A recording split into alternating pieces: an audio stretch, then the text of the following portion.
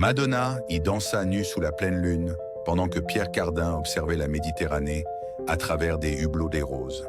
Cette nuit légendaire de 1992 n'est qu'un des innombrables secrets que recèlent les murs courbes du bâtiment le plus énigmatique de France.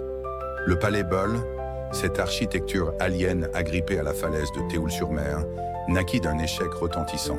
En 1975, l'industriel Pierre Bernard engagea l'excentrique architecte hongrois Antti Lovag pour créer une maison organique révolutionnaire.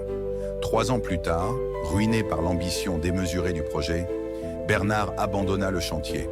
Le squelette de bulle inachevé semblait condamné à l'oubli jusqu'à ce jour de 1979, où Pierre Cardin, explorant la côte en hélicoptère, aperçut cette étrange excroissance terracotta.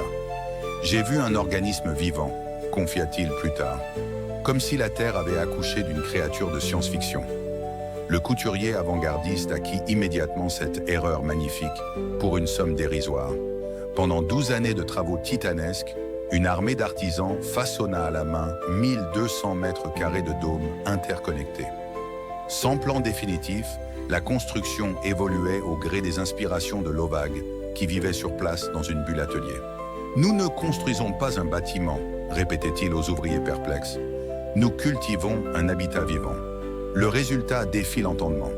29 sphères organiques, pas une seule ligne droite, un amphithéâtre de 500 places sculptées dans la falaise et des fenêtres circulaires positionnées avec une précision astronomique pour capturer parfaitement le soleil au solstice.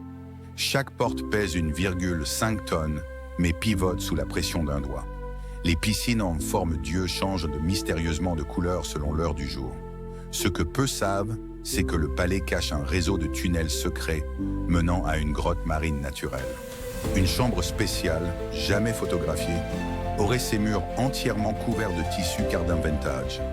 Plus étrange encore, certains habitants locaux affirment que lors des nuits sans lune, les bulles semblent pulser doucement, comme si elles respiraient.